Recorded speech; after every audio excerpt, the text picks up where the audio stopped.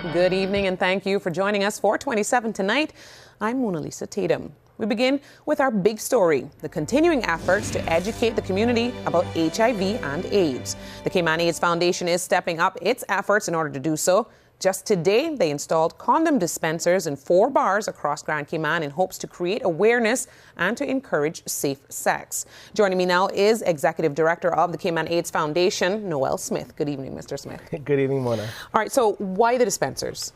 Well, first of all, I'd like to say that by putting these dispensers in our local bars, we're not promoting sex. We're promoting awareness and getting people to realize that if they are going to have fun on a weekend or whatever day they choose to, that they do it safely. Right.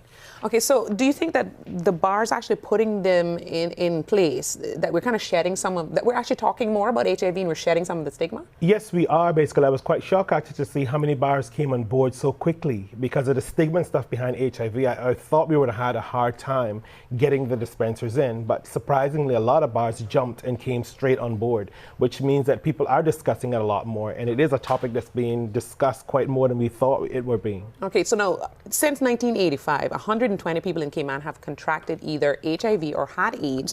It's not a lot of people, but it's still enough to take notice that the disease yes, is it is. serious. Considering such a small island, it's still quite a bit.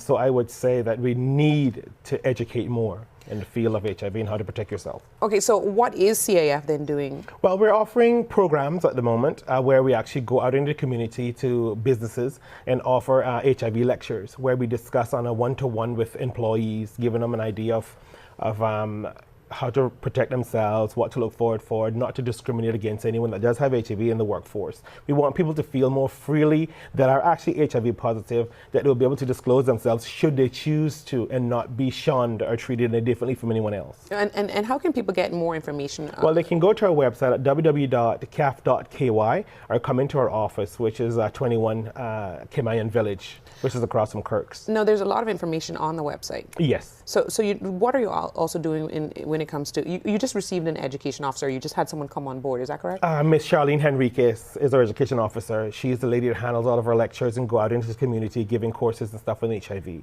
We've been also working with Passports to Success. They've been coming to our office to be educated on HIV, and we also go out into businesses. Like we have now landed 4 more companies that are interested in having their employees desensitized. Yes. Now, do you you said the groups that you're talking to are children now or younger people listening? Passport to Success is mainly kids 20 and up, Well, which is really good. Yes. Are they listening? Yes, they are listening. And surprisingly, at the end of the course, they all get a certificate, and they answer questions. Any questions they have and concerns they have, they would ask. Ms. Henriquez is quite a great teacher. She gets down in depth with what she teaches, and she also listens to what they have to say and try to correspond what's going on. And for our viewers, Ms. Henriquez is a former registered nurse. Yes, she is. She dealt with the first case in the Cayman Islands back in 1985. All right, that's wonderful. But you know what? I'm wondering how can people get you to come into their businesses? Well, they can call our office, which is 946-3029. Speak to myself and Ms. Merle Miller, the office manager. We would then go through with them and see what best dates and times would work for them. All right, Mr. Smith, thank you for coming on. Thank you guys so much. It's a pleasure always.